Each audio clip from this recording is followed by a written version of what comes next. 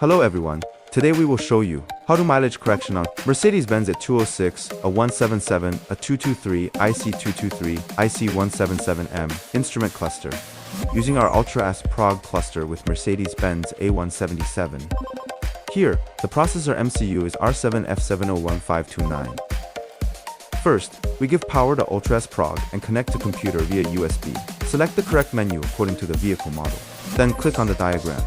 The diagram will show you which adapter to use and how to solder wires to instrument cluster PCB. Once soldered done, click the R&W miles button in the upper left corner. Our device will automatically start cracking chip and reading the data. After the data is read, please save backup file to desktop. Then our software will automatically upload data to our server for calculation. Enter the target mileage, then click Modify. Our device will automatically modify data and write to instrument cluster. As you can see, file write completed. Then remove adapter wires, solder capacitors, backboard, and put emulator 2 cluster ECU module.